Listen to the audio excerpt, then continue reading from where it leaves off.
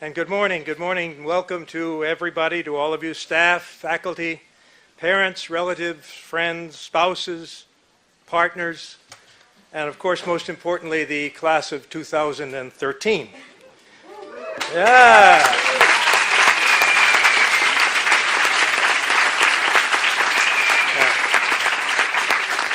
Well, this is it. Yesterday was orientation, today is commencement. It goes quickly. This is the 58th commencement at the Bologna Center, and you'll now join almost 7,000 others who've passed through here. Commencements are quintessentially traditional affairs, but the traditions are not all the same. We have, for example, with us today Ivano Dionigi, the Rettore Magnifico of the University of Bologna.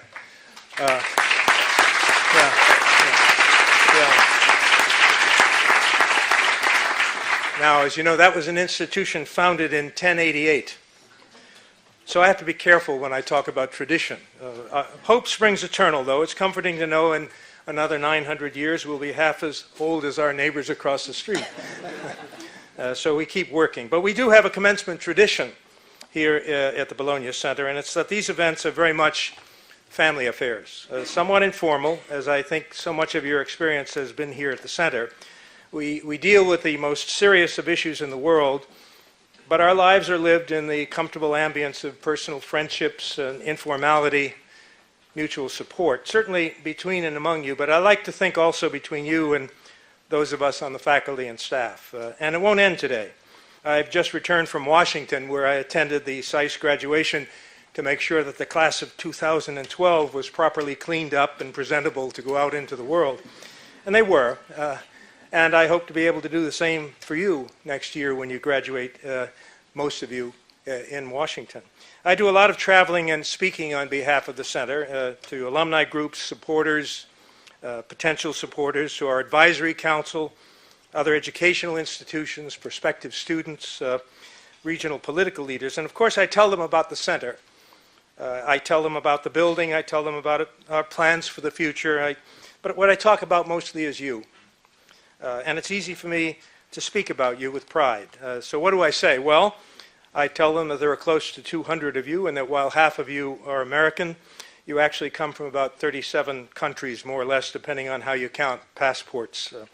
And I stress how important it is what we're doing, what we're trying to achieve, to promote that exchange of ideas between and among people who care about ideas, like all of you. Who reflect their own backgrounds and their different experiences in what they have to say, also like all of you. And I tell them that for someone like myself, who spent most of his life teaching, there's a particular joy in teaching here at this institution, of engaged students who actually do the readings. Well, most of them. Well, most of the time. Sort of.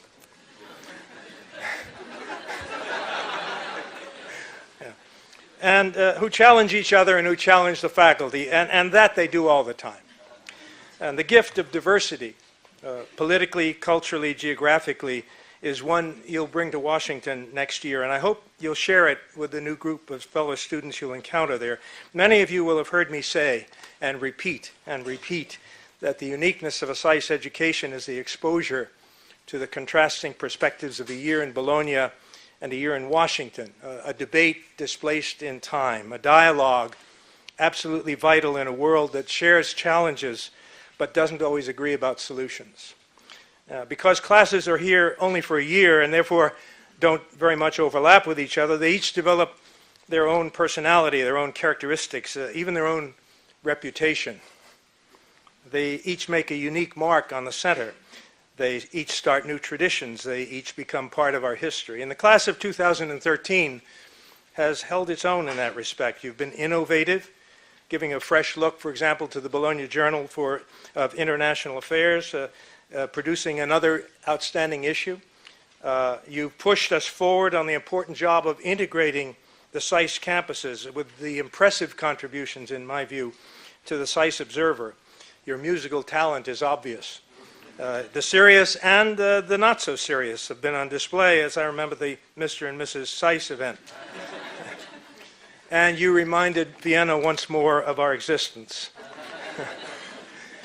In short, you've been as alive, as congenial, as energetic, as social as the best of them, but you've also engaged in the serious purposes of this place, the business of international studies. Not that everything has been serious or even sober. You've continued to give support to the Italian agricultural sector. And I'm told that you've occasionally organized parties. Well, you've frequently organized parties to celebrate every conceivable event, real or imagined. But you can be sure that the class of 2013 will be remembered by those of us who remain here at the center. We're happy to have had the chance to meet and to get to know you, and eager to greet you when you return in the future. So let me salute you for the mark you've made on the place, and I'll have a little more to say later, but this is an event in which, quite appropriately, you yourselves have decided who ought to speak and for how long. So I'm going to turn the microphone over to Matt Kahn, your student government president. But first, let me say a word about student government and its role. Student government really does play an extremely important role in the life of the center. In any setting where you bring together a couple of hundred students who have made a serious commitment to an intensive process of learning, difficult learning involving hard work, who more than most groups form a tight community with each other and with the faculty and staff, and that goes beyond the classroom. The mood and dynamics of an entire year can depend not only on how well we organize the life of the center, but how well we deal with the issues and the problems when they arise, and they do. And student government and its leader are key players in those dealings. To paraphrase my compatriot in the United States, Garrison Keillor, a rather famous Minnesota personality, I don't know whether this has been a quiet week in Lake Wobegon, but I can tell you it's been a pretty quiet year at the Bologna Center, gratefully, in the best sense. And Matt and his student government team have done an outstanding job in telling us when we have a problem or a potential problem and constructively discussing what we might do about it, in representing the student's point of view and helping us to communicate to the student community. And I want to personally thank him, congratulate him for that, and turn the podium over to him. Matt.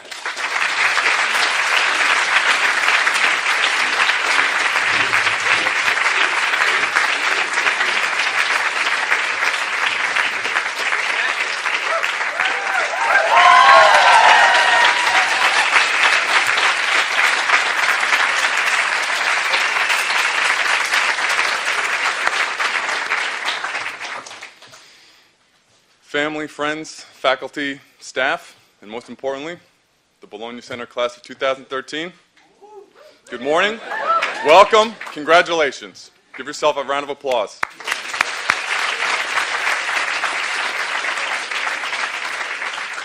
Thank you for the privilege of allowing me to address the class this morning. It's a tremendous honor and one that I wear with great pride. Before I delve into what I have to say, I want to take a moment and thank some of the many people that made this entire year possible. To the many staff, faculty, administration, and professors, you made this experience entirely possible for us. Thank you.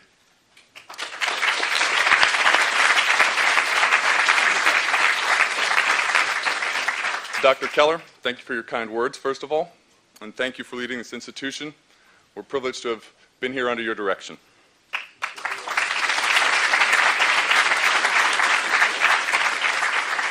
To Margelle, thank you for being our collective Bologna mother.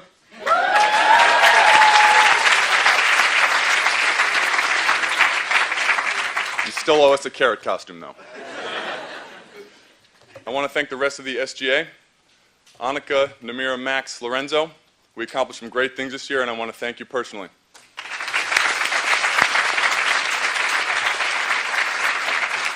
Does anyone remember having to log on to the internet every single time you open the device? You have them to thank. So. Class of 2014 doesn't know how good they have it. But most of all, thank you to you, the students. All those cliche things they told us before we came to SAIS really did come true. We all probably had the best year of our lives. We traveled the world, have been welcomed into people's homes. Some families that I see here today have let me into their home. met 200 of the best people I could imagine with incredible talents and diversity. And my experience is only one of 200. It's a pretty incredible thing. But as I debated what to say in my final address to the class, many thoughts came to my mind. Something serious, something funny, some tidbit of wisdom I picked up along the way. I combed over other commencement speeches, all of them preaching something deeply philosophical. Search for truth, forging your own path, choosing happiness over money in your career. And except for that last one, which I think we're all kind of experts in at this point by default, I'm not really an expert in any of the other ones. So the best I can offer you is some personal reflection and advice from my limited experiences in this world. So here it goes. Knowing I'd have to stand here today and address the class, I took some time throughout the year to compile a list of the best and most memorable events we had together. As I went down memory lane these past couple of weeks, it was pretty remarkable to think that 9 months ago, we were all complete strangers. Every single one of us. So permit me to read from this list for a moment. I tried to organize it into rough sections, but it's pretty fun. Kept it PG for the most part.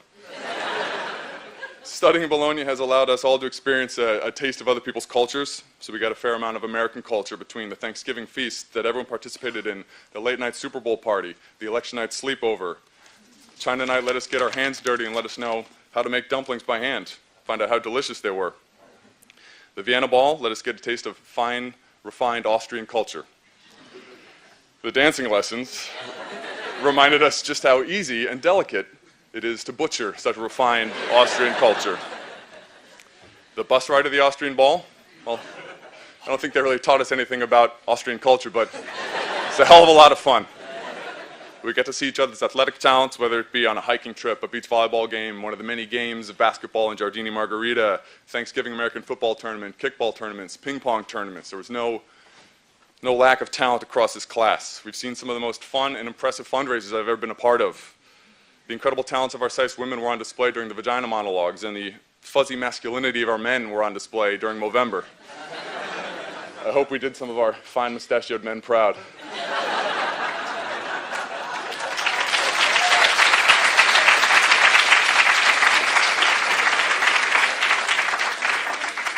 Mr. and Ms. SAIS let us showcase our collective class talent, and I think is Ms. SAIS in the house today?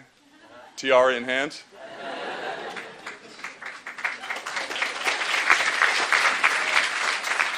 Our musical talents. Mr. SAIS himself is a world-class cellist.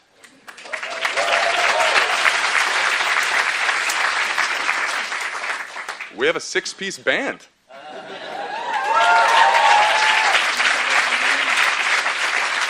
I'd like to think we're the only class that can really say that, or at least we certainly have the best. So Peaches and Kareem, thank you for bringing the house down.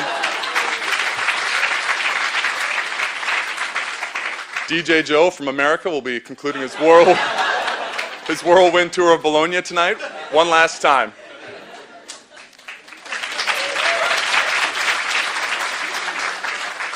We had many student contributions to help the Bologna Center run smoothly day to day. Everything from student-run classes and languages, Excel courses, office hours, TAs, contribution to the Journal, the Observer, Perspectives, and of course the free life lessons dished out by Dylan and Kareem from everyone who left anything open in the computer lab.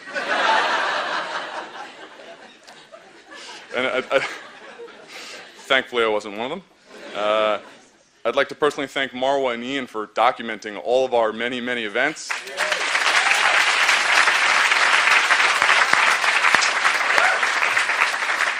They took a lot of time out of their enjoyment of the events to make sure that we will have expert clarity and being able to have some of the best and most flattering pictures of ourselves to remember this wonderful experience.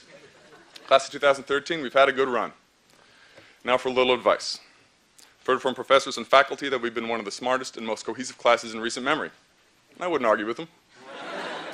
There's an unbelievable amount of talent, knowledge, expertise, and potential in this room. So there's not a whole lot I can tell you that you haven't heard 1,000 times before or you don't already know. But whenever I hear about my potential, that word, I often think back to a humbling moment I had in high school when my football coach told me something after we all had a great day of practice. Now, what he said is a little bit, how do you say it, unrefined, so I apologize in advance. We were flying high, looking sharp, everything was great, but really we were probably 1 in 10 in the past 2 years, so we had nothing really to hang our hat on. So we were flying around, and he his typical gruff fashion, came up to us and screamed, and I'll tone down the rhetoric a little bit, but he said, "Do you know what potential is?" We all kind of looked at him. Yeah. Potential's a French word. It means you ain't worth shit yet.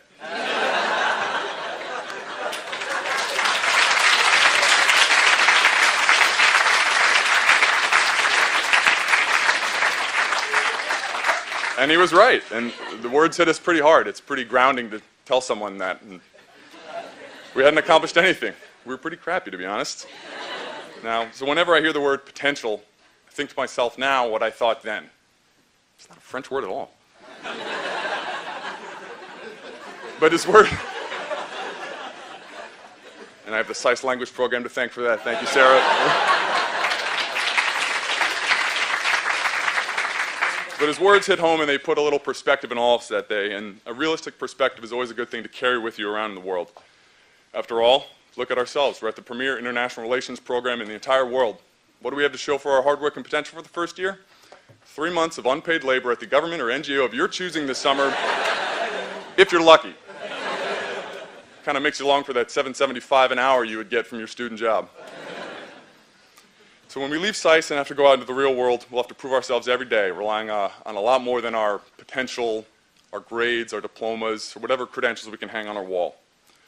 From my brief experience in this so-called real world, the best non-literal advice I can give you is run towards the fire. Someone told me that once, and it really stuck with me. Seek out the opportunity that others don't see, that can't see yet, that are unwilling to take. Now I know I'm probably preaching to the choir. After all, we all left our family, our friends, to move in with 200 complete strangers. We left jobs and opportunities back home to be here. So perhaps we've all taken the first step together. My advice to you, don't stop now. As our year in Italy comes to an end, we'll take time to reflect on this wonderful year we've had.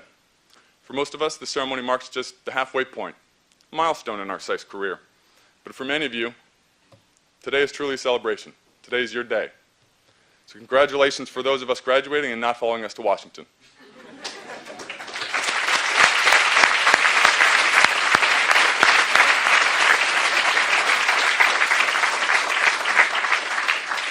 We wish you luck with wherever your passions take you, and we hope our paths will cross again in the near future.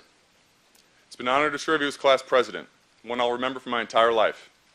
But I made you a promise during my campaign, and before I step down from my official duties, I intend to keep that promise. Outside of the auditorium, there's a large fruit basket.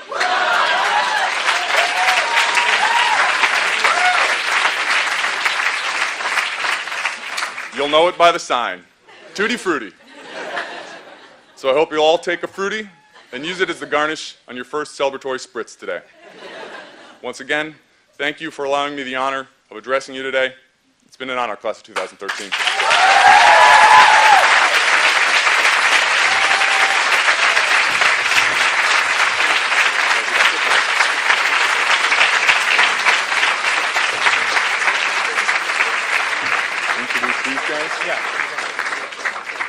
One last thing, I'd like to reintroduce you to two of our most talented musical classmates.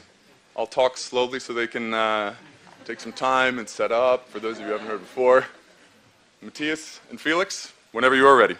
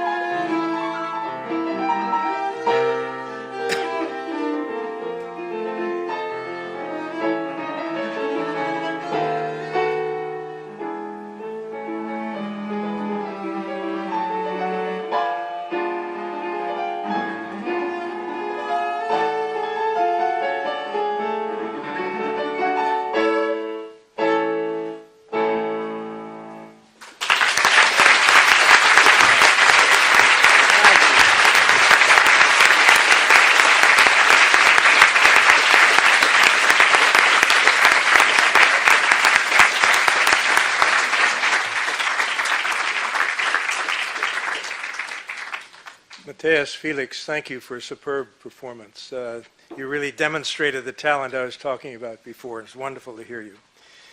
You may wonder why all these faculty are sitting up here. The truth of the matter is that they had a choice of the garden behind us or this, because we ran out of seats in the auditorium. But as a result, we wanted to give them a role. And so the role is to join us in presenting what had been a long-established tradition of the Grove-Haynes Awards.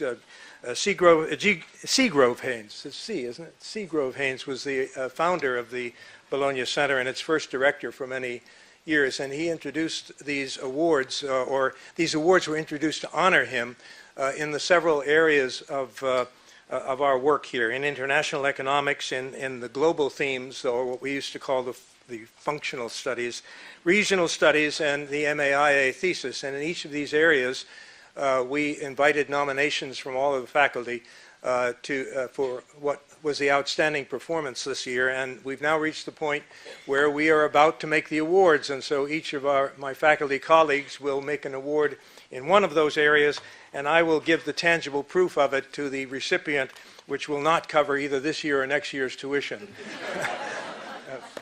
So why don't we start then? The first is, if I read correctly, Mike Plummer in International Economics.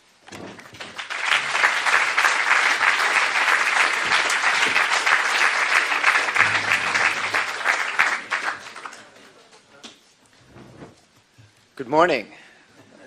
Let me join my colleagues in congratulating the class of 2013 on a great accomplishment. It saddens me a bit to think that this is the last time I'll stand in front of you. I've had the honor and the privilege of teaching many of you in this very room. But I should say this is probably the first time I've ever been in front of you when you weren't checking your email on your computers. So that's actually a milestone as well. Now, I think that every class has something special about it. And I was thinking this morning about the class of 13. And I started thinking, well, you know, 13 is an unlucky number. And then I looked outside as it was raining really hard. And I said that maybe you haven't been fortunate with respect to the weather. But I think that otherwise, this has been a great year. I think that Matt was correct when he said that we really do believe that this is a top-notch class. And I think we all came away very, very impressed by it. We saw it in the exams, we saw it in class participation, and it's been really a wonderful experience. But I would say with respect to this thing of potential, you know, we've now got 58 years of data, Director, to see how people have done over time so we can actually forecast that potential. And I would say 90% of you are going to do just great. For the other 10%, on to economics. Okay, now, as you may have heard, and hopefully after a year of studying it, you no longer believe that economics is the last refuge of a scoundrel, or as you may have heard from other angles. But I think that what we do here at SAIS is we don't study theory for theory's sake, even though that can be fun too.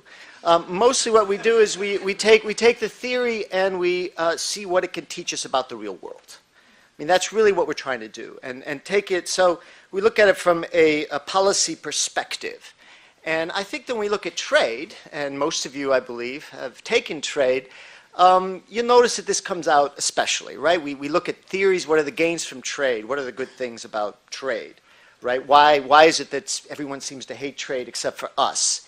And we spend a lot of time sort of walking you through that and to try to teach you about it. But I think one thing we did come out with that we emphasize here at SAIS that you may not see elsewhere is this idea that this isn't magic, right? It's not something in our heads, it's something that's practical on the ground and that needs to be addressed. And so what we try to do is, with trade, is particularly for developing countries, we have issues that need to be tackled if these countries are going to gain from trade. And so one thing that we try to do in our classes is to try to understand what those policies are. So this year's Grove-Haynes You screwed me up with the C, okay? I just, I didn't. Grove-Haynes Prize, it offers an excellent example, I think, of this, applying theory to a real-world problem in international trade, and using data and econometric techniques to capture where these problems are, what the issues are, what the determinants of trade are, and these sorts of things, using not just random variables, but also institutional variables. Now, this is done quite a bit in the literature, but this year's winner of the Grove-Haynes Prize actually uses a special data set that has just recently come out on value added in trade. A problem, as many of you know, in trade is that the nominal numbers that we see include a lot of double counting, and they're really not very reliable, but there's finally a database that looks at it in terms of value added. So they were able to use this econometric approach to use some of the standard trade models, but using this new, better trade database, and were able to come up with some very interesting results to it, reaffirming a lot of the determinants for trade, but actually adding a lot of nuance to it in a much more concrete way, and also allowing us to get a better idea of value chains and things that have become much more important in driving international trade. So this year's Grove-Haynes Prize goes to two people, one with extensive experience in international organizations and the other with an engineering background, and I have friends who are engineers. So this year's prize goes to Rebecca Freeman, Andreas Glossner, gauging the impact of trade facilitation on trade.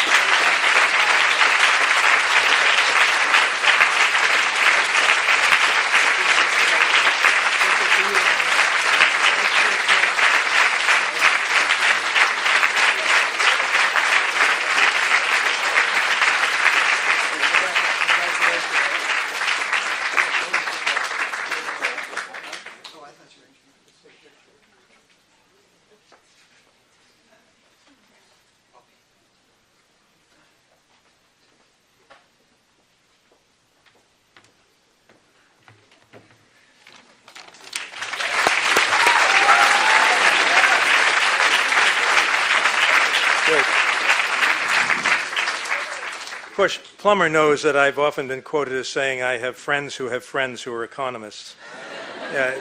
He tries to get back at me once in a while, but as you can see, economists can have personalities.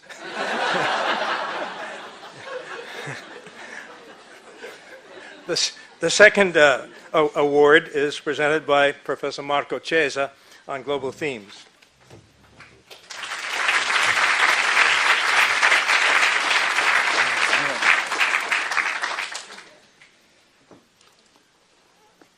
I'll keep it much shorter.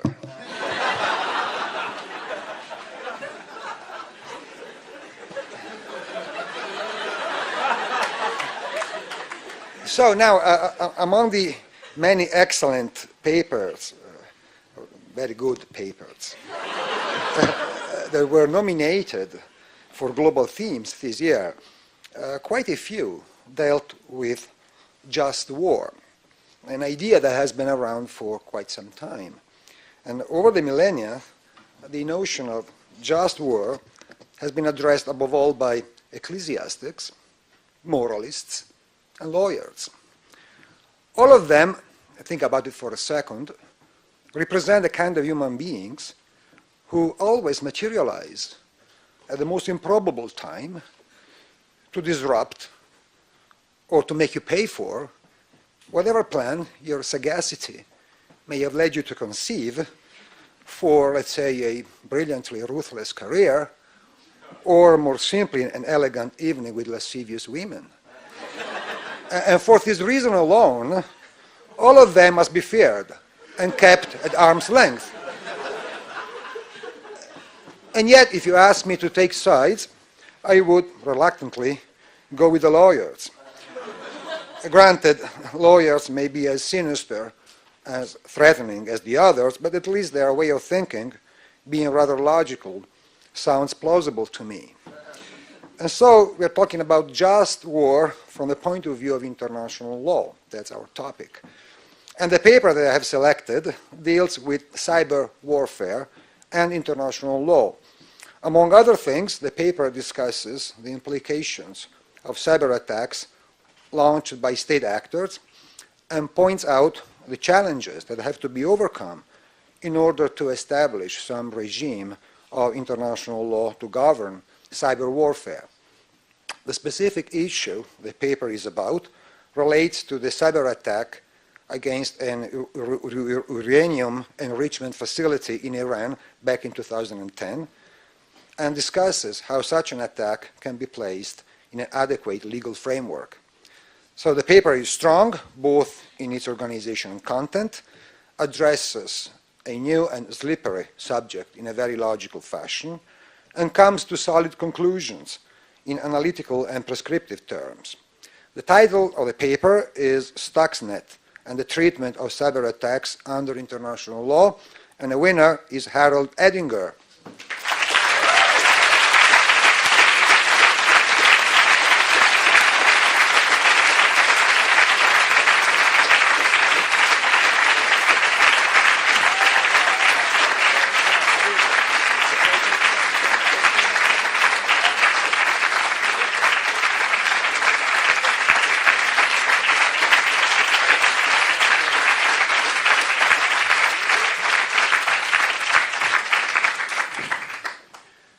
I have to tell you that there was one year when Professor Chiesa had to judge papers, none of which dealt with war. It was a great disappointment to him.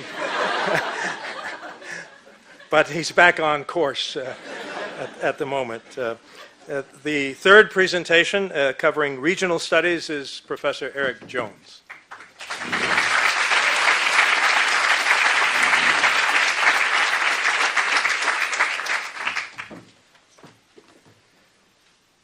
We used to have to do the regional studies thing right after the student speech, which was always really terrifying. So this time we've actually pushed us farther down so I don't have to speak right next to the student.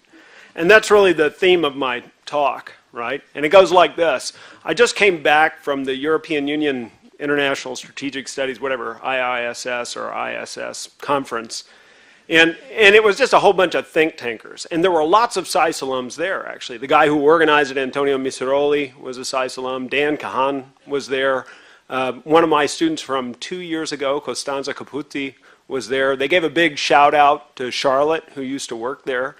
And it reminded me that, you know, a lot of what the SAIS education has to offer, particularly in the regional studies program, but in other programs as well, is access to this think tank community, right? But SAIS is better than a think tank. And the reason is that think tankers maybe get 1 or 2 interns, and I get 200 of you guys.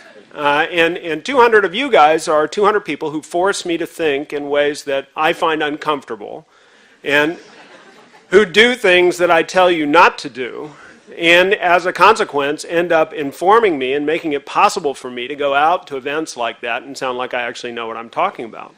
And that's true particularly in the context of the best papers of the year. You see, while we're doing all this routine grading at the end of the year, we get this big lump of papers that some of our colleagues have judged as being the best, and we get to read those as well, and I can't tell you what a pleasure it is to do so. It's hard to pick from amongst all these amazing works, but it's a great fun to see what you guys have been working on, particularly if I can put it to use immediately.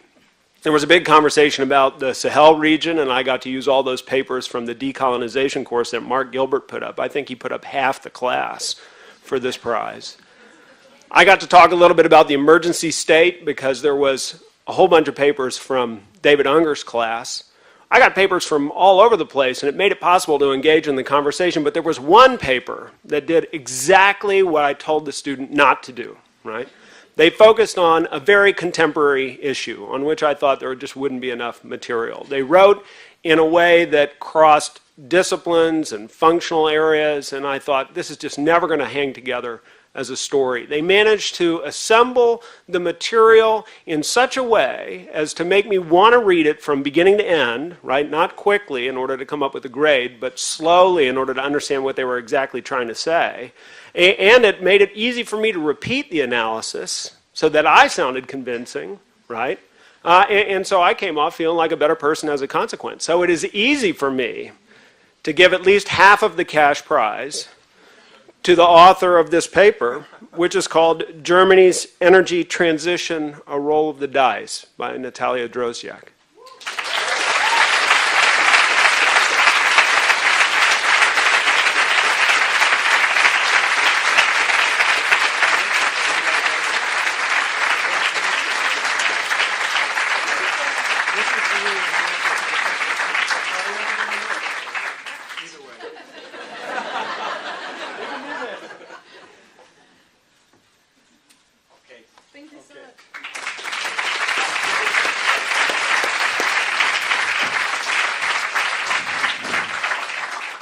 See, regional studies lives, which is a good thing. The last presentation is by John Harper concerning the MAIA thesis.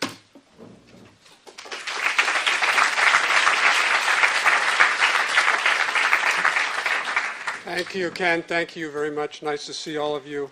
Surprised to see all of you, actually. Joe, I was glad you could make it today. Joe Janey. Joe.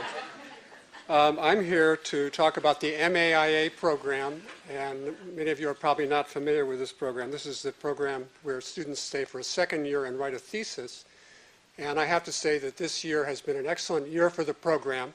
We have a total of 8 theses that have been completed or are in completion, which is certainly a record for the program, which began, I think, in the mid-'70s.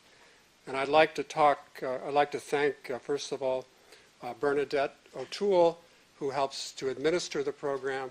I'd like to thank the faculty members who took the time, and it is a considerable investment of time, to be first readers or second readers. Professors, many of them are adjuncts, Professor Mancini, Professor Justin Peterson, Vendrell, Kuna, De La Sala, I hope I'm not forgetting anyone, as well as my colleagues, Professor Jones, Keller, Gilbert, and Chesa.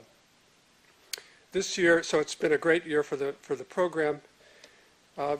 We have quality as well as quantity this year. We have several outstanding theses that have been recommended for the prize. By the way, this prize we do not give every year. It depends on the quality of the theses. I don't think we've given it, if my memory serves, for 4 years at least, since 2009. So this is the first time. So this award this year has particular significance. A word on Grove Haynes. I didn't see Grove Haynes. Well, he was known to his friends as Grove. Actually, he's the only director of the center that I didn't personally know, although by all accounts, he was a very sympathetic character. And I think he would have appreciated your study habits and your other habits as well. There are people in this room who did know him, Gianfranco Pasquino, among other people, and I'm sure he would agree that he was a sympathetic and very interesting character. He had at least 4 attributes that I can personally identify with. He was a diplomatic historian, he was an Italophile, he was a Pennsylvanian, and last but not least, he never said no to a good glass of wine. Or whiskey, they tell me. It was actually his preferred drink. But to get down to serious business, this was not an easy decision because we had several very high-quality recommendations for the prize. But we've decided to give the prize to a comprehensive study of the economic and political factors making it unlikely that a successful natural gas cartel will emerge in the foreseeable future. The thesis presents an impressive amount of data on the size, structure, and potential of the natural gas markets and analyzes them in a theoretical framework. It is strong in economic terms, but also offers a convincing discussion of the international political context and constraints working against a potential cartel. There's that potential again. The thesis is very thorough in its treatment of the issues, well-balanced in considering all sides of the argument, and well-founded in its conclusions. The name of the thesis is Why is a Natural Gas OPEC Not Possible? The author is Martin Vladimirov.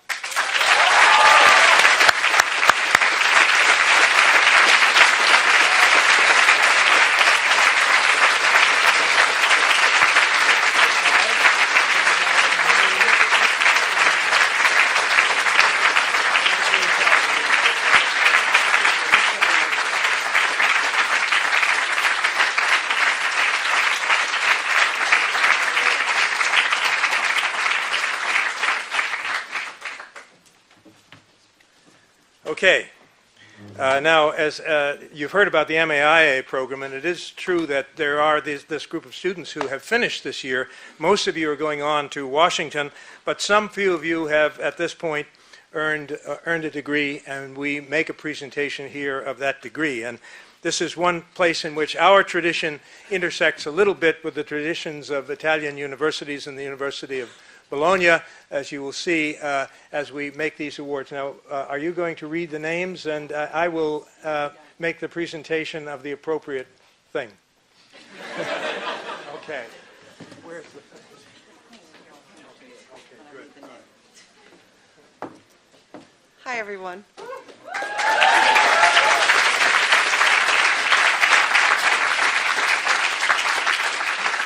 I am really pleased to be a part of this ceremony. It's a great part because I get to personally read the names of each of the students who will be graduating from the Bologna Center this year. There are, as John said, there are 8 MAIA students and 3 MIPP students. So, without further ado, the first graduate of the Bologna Center in the MAIA program is Daniela Baer.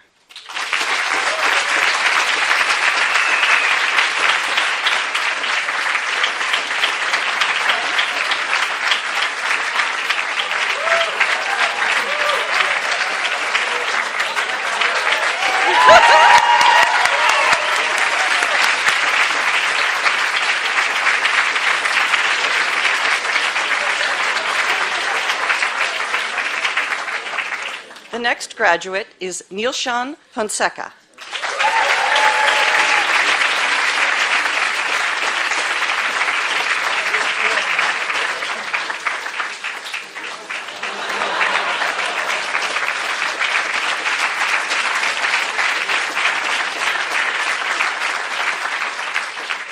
The next is Bushra Ibn Shakroun.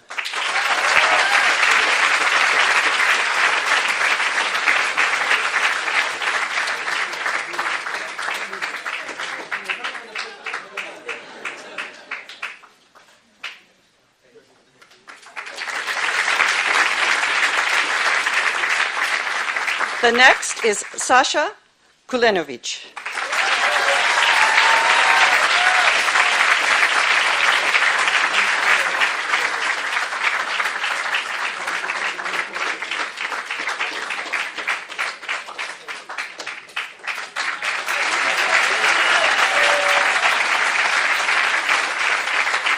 The next is Mayel Lena.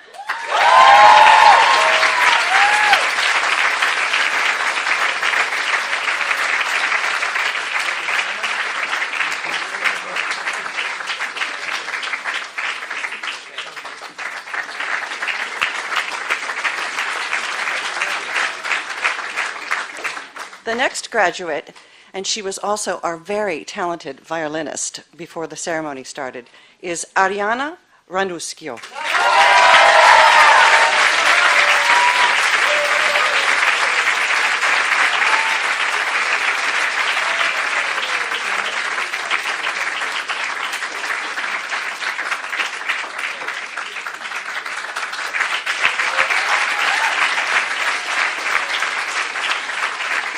The next graduate is Martin Vladimirov.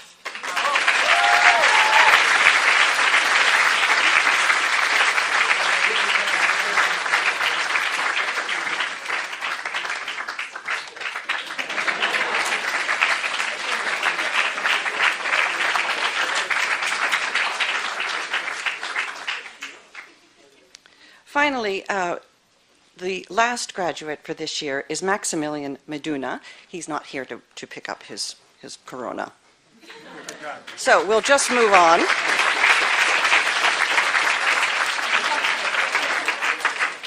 We'll move on to honor the 3 graduates of the MIPP program. This is a 1-year professional program.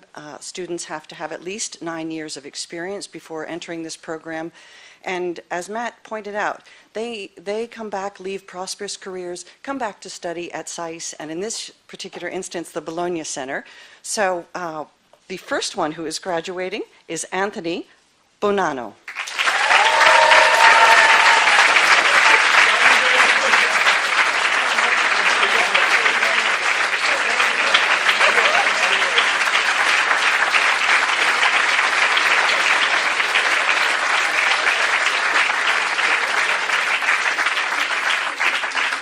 The second graduate is Ailey McRae.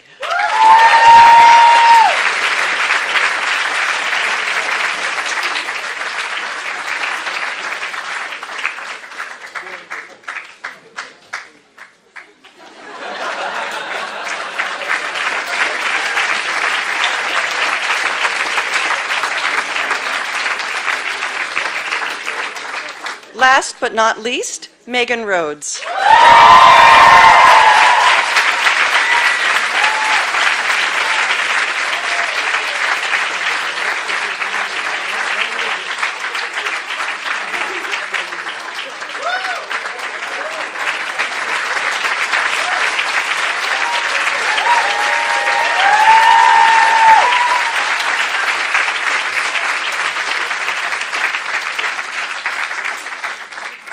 We're almost done. There's one more award that gets made, and actually it's not to a student, but it's by you to a faculty member.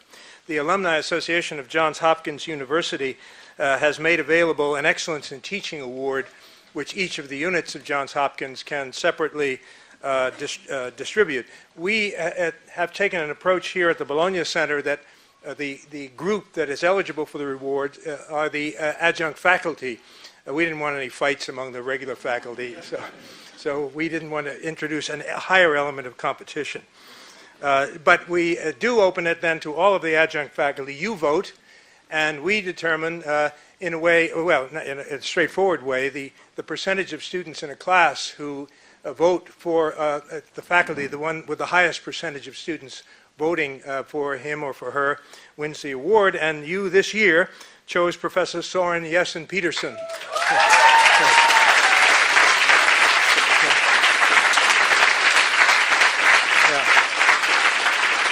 Now, I think it was very well deserved. By the way, he has commented over and over again that he's had some of the most enjoyable times in teaching here at the Bologna Center, and he'll be back again next year and hopefully for many years in the future. He did write, I asked him if he was not able to be with us, I asked him if he had a message for you, and he has a message for you, and it reads as follows. Firstly, I want to congratulate graduating students and their families and friends on this great day.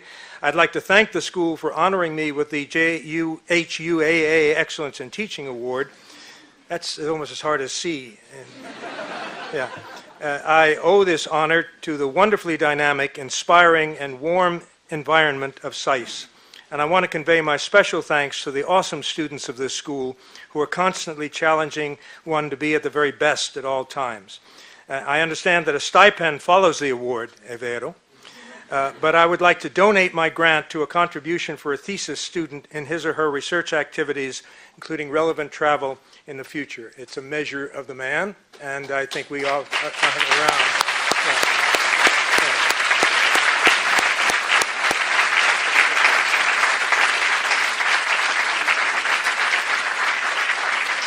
So, finalmente.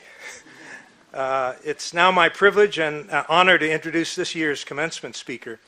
I tell you nothing new when I point out that you've witnessed a rather extraordinary year in politics around the world. You arrived here just after elections in Myanmar. You witnessed a tightly contested election in the United States, the delay of elections in Egypt, the change of government without elections in North Korea, the alternative to elections in Syria, and still another tale here in Italy. And all in all, it's been a variable tale of successes and failures, of hope, of skepticism, perhaps cynicism. There was an American politician, John Bradamus, who once remarked that the definition of a statesman is a dead politician. On the other hand, our speaker today quotes Bono Vox's aspirational statement that politicians are the custodians of the dreams of the people. I think today's occasion warrants the more hopeful approach, and we're honored to have with us Matteo Renzi, the mayor of Florence, and by everyone's assessment, an important voice in Italian political dialogue. Mayor Renzi was born in Florence, the city he now leads. He's a graduate of the Liceo Classico Dante and holds a university degree in law. Before becoming mayor, he served as president of the province of Florence and made his mark in the hard and practical work of provincial governance. He expresses a deep belief in communication as a fundamental element in politics, and he himself has a broad and well-deserved reputation as an outstanding communicator in traditional forums and through electronic media. Without further ado, I have great pleasure to introduce to you Mayor Renzi.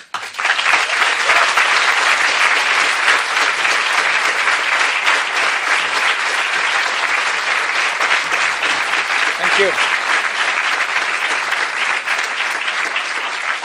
Very warm ceremony, more or less as an Italian meeting of politics, absolutely, more or less. It's the same climate.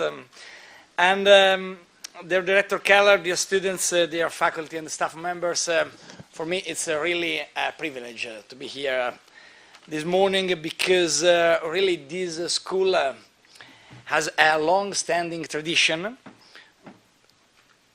before my speech, of excellence, and many of you will hold a relevant position in the policymaking world in the future, and maybe we are now an hope for this country, not only for this world.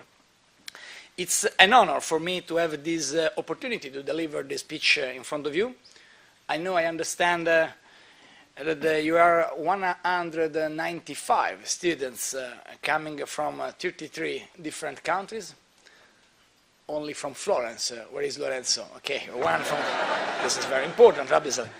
In the time of globalization, Italy is a very little country. Most of you will move on Washington, D.C. next year to conclude the master you started. Some of you will conclude their experience with SAIS now. I congratulate you all, very, very congratulations. Before you progress to wherever life will bring you, I would like to give you a message, actually two messages. There is one from my city, from Florence, and there is one from my country, from my country that you have been experiencing for 1 year, the last year. We start from Florence. I am the mayor of Florence. Okay. When I met for the first time, and also the last time, the President Obama, just 12 seconds, more or less, because I was invited by United States National Conference of Mayors for a meeting in White House. I shook hands with the President Obama, and nice to meet you, Mr. President. I am the mayor of Florence, Italy. Nice to meet you. Really? Are you the mayor of Florence, Italy? Sure. I am. Oh, the city with the best restaurants in the world. I'm not sure. Okay. Your polemics against President Obama, it's not good. Maybe I cannot speaking about tortellini or tagliatelle with the President Obama, you understand? But it's very interesting because when I come back in my city, few people told me, oh, next time you must say we have also the David, not only the food. Yes, because Florence is not only a city of culture. This is mobile. This is a mobile very usual in Italy. Apple, there is a Samsung, there is a few smartphones. In the next 4 years, we will have more or less 4.5 billion of mobile. But the first telephone was created exactly in my city, in Florence. An old man called Antonio Meucci. I know there is a polemic between the United States and Italy because Graham Bell decided after the creation of mobile. But it's interesting because Florence was, and I hope is also a city of innovation, not only culture and art. Everybody could think in this university about Machiavelli. 5 centuries ago, exactly 5 centuries ago, he wrote, not in Palazzo Vecchio, but in San Casciano, Il Principe, one of the most important books about the future of politics. So, Florence is a city with a richness and a big tradition. But And Florence, in Florence was born also Amerigo Vespucci.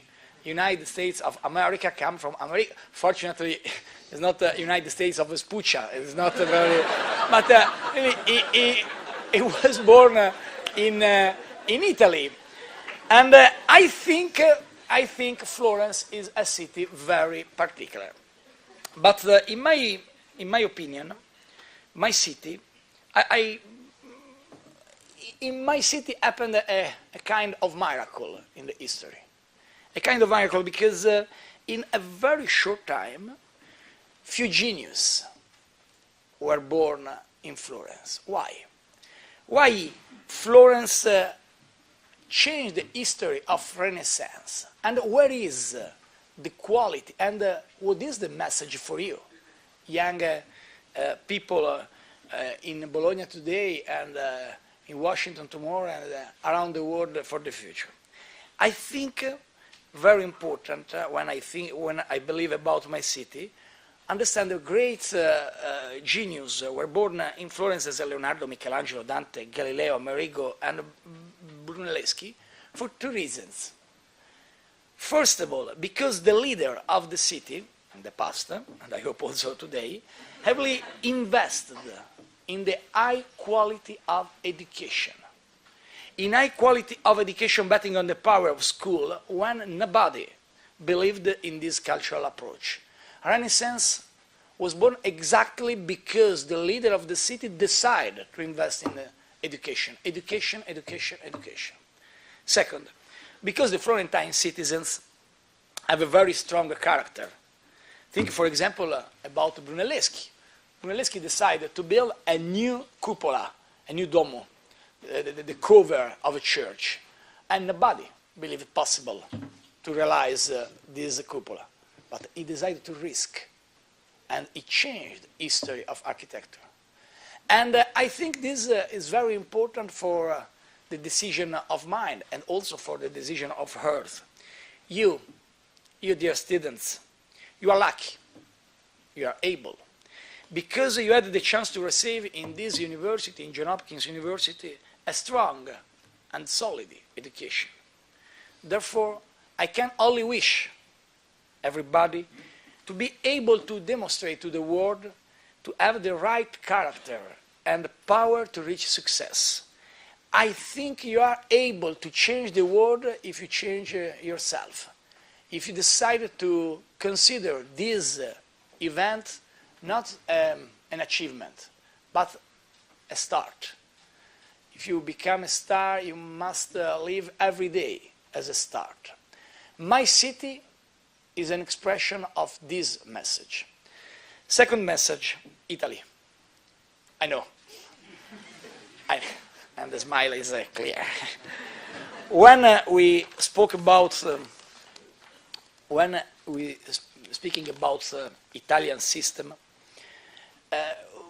we speak about a country with a lot of scandals, polemics, divisions, more division than vision. And this is the problem of our country now. And I think Italy around the world is a producer of beauty. I remember a Russian writer, Fyodor Dostoevsky, who wrote a very important statement, the beauty saved the world. The beauty. It's difficult to understand in these moments with the very polemics about economy, about global crisis, about few problems in the new global institutions.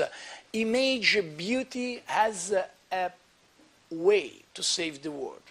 But I believe it's possible if we can change the approach, we can change the perspective. Really, Italy is a country in which is a possible change if everybody decided to change. Is it possible to stop with the usual discussions about the traditional fields? We must change in the jobs policies, in the environmental system. We must really change the approach of Italian politicians. I I searched to use an expression not very good in Italian called rottamazione to explain this change.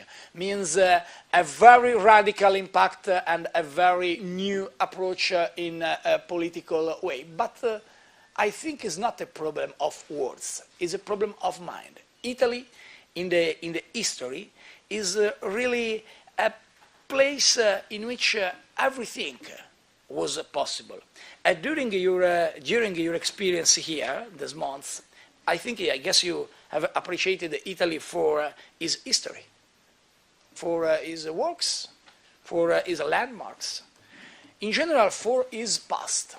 So in this moment, your presence in Bologna and in general in Italy is important also for us, not only for you, because it forced us to image this country as country of the future. We love our past. Our past is very beautiful, is very incredible, but we are not a museum. We are a community, we are a country.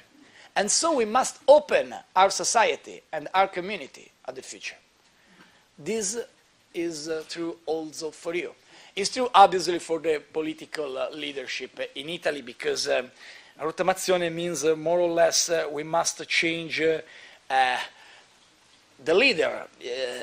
The word change, politics remain the same. Unfortunately, I propose you an exercise not very good. If you think about the global meetings in Italy, you can imagine 3 last meetings. 1994 Naples, G7, 2001 Genova, G8, 2009 L'Aquila, after an incredible earthquake, G8. So, I want to give a visual sense of this message. In 1994, at the G7 meeting, major world leaders met in Naples. The United States president was Bill Clinton, 1994. The French president was Mitterrand. The British Prime Minister was John Major. The German Chancellor was Helmut Kohl. And the Russian President was Boris Yeltsin. The Italian Prime Minister was Silvio Berlusconi. In 2001, at the meeting of G7 in Genova, the United States President was George Bush, the French was Jacques Chirac, the British Prime Minister Tony Blair. The German Chancellor was Gerhard Schröder, the Russian President was Vladimir Putin. The Italian Prime Minister was, again, Silvio Berlusconi. In 2009, in L'Aquila, the United States President was Barack Obama. You remember, restaurants, Italy, Florence. The French President was Nicolas Sarkozy. The British Prime Minister was Gordon Brown, the German Chancellor was Angela Merkel, and the Russian President was Vladimir Putin. The Italian Prime Minister was Silvio Berlusconi. Rottamazione means try to change also the leadership in Italy, but not for the identity and age, but because we think outside, the world changed. And you know very well the world changed.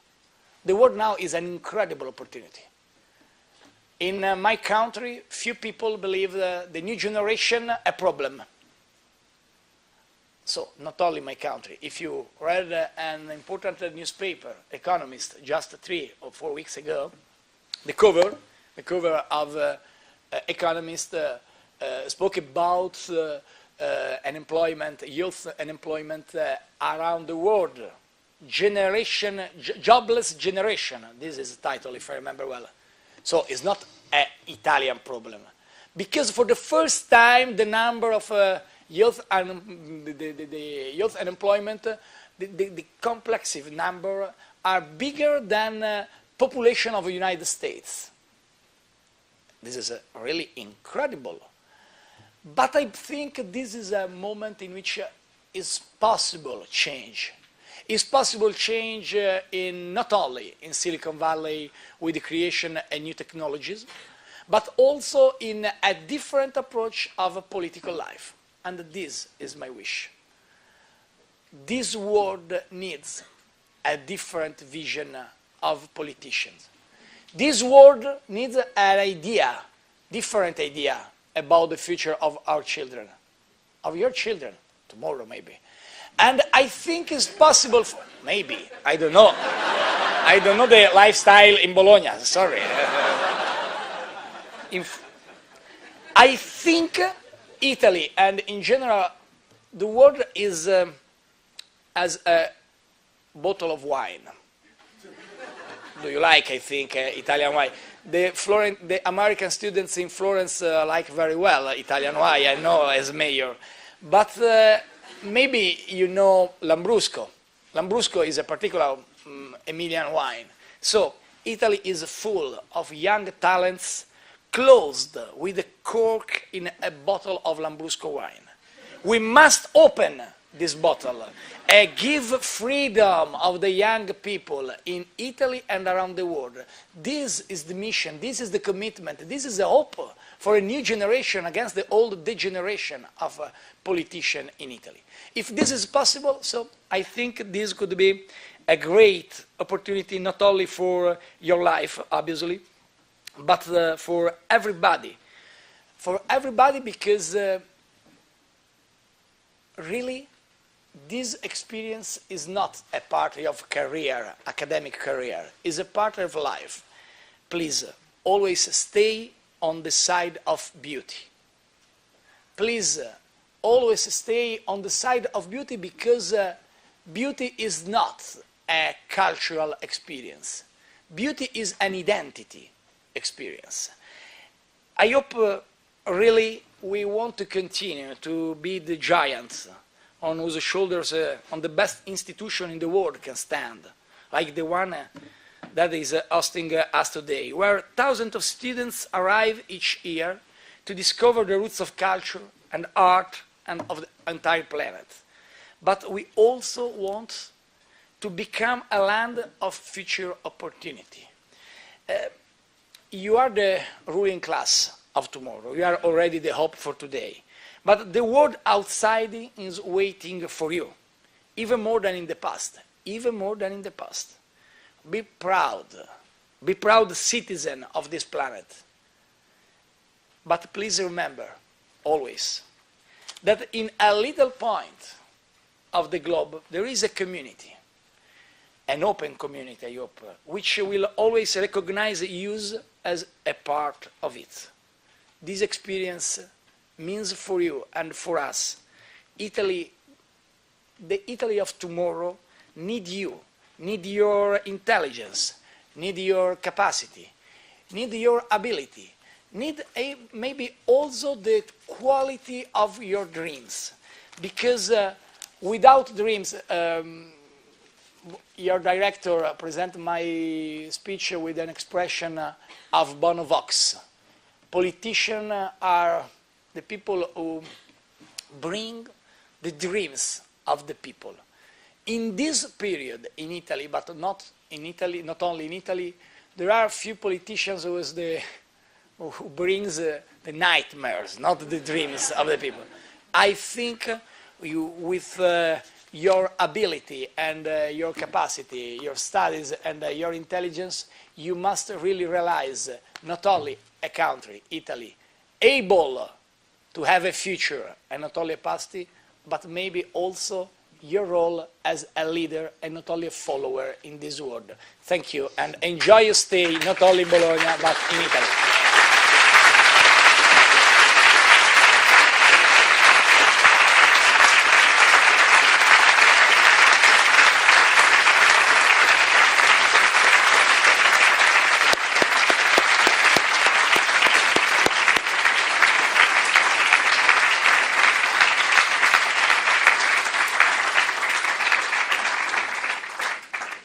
Mayor Renzi, you have our deep gratitude for inspiring and interesting and inspiring approach, and a hopeful one, I must say, which is always very good.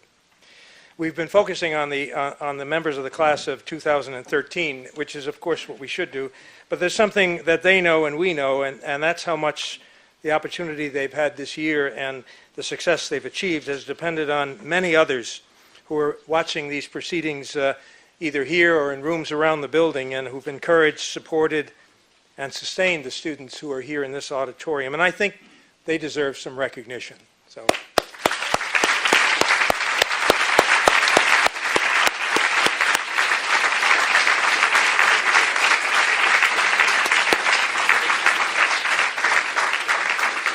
Okay. Well, we're coming down to the wire now. It's a cliche that although this event constitutes the conclusion of the academic year, we call it a commencement because of it's a new beginning. Now, the glass half empty folks would interpret that as meaning from here on in it's uphill. But that can be invigorating. Truly, I hope this institution, this place, has given you knowledge, insights, skills, that will stand you in good stead in these next years. I know it's given you memories and friendships that will last a lifetime. I'm frequently asked what somebody does actually with a SAIS degree. And the answer is easy. They change the world. Perhaps not as fast as most of you would like, but inexorably, with a sense of purpose, with a sense of justice, with conviction, with empathy. And in the course of the year that you've spent here, we've witnessed the continuing consequence of many occurrences in the world, the European debt crisis and the challenges to the very existence of the European Union, the political shifts in the United States, and of course, as we've talked about here in Italy, the uncertain path forward from the Arab Spring, the unexpected developments in Myanmar that I mentioned earlier, the continuing puzzle of North Korea, just to name a few of the things that have happened during this year. They're big and they're continuing challenges for the world, certainly, but largely for you in this audience, as Mayor Renzi pointed out, who will be called on to deal with them, and for those of us at an institution like SAIS that are trying to help prepare you for taking on that responsibility. I'd like to think, actually, that SAIS is a place where we give you the practical tools to enable you to act on your ideals, the perspective to understand how one thing affects another in this world, and some sense of urgency.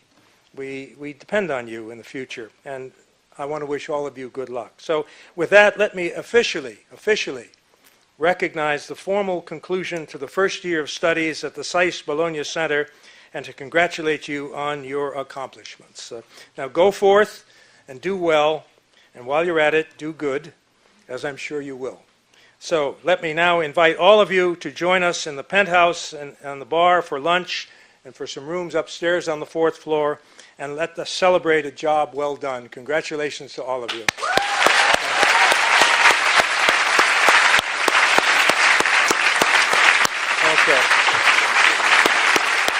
Okay.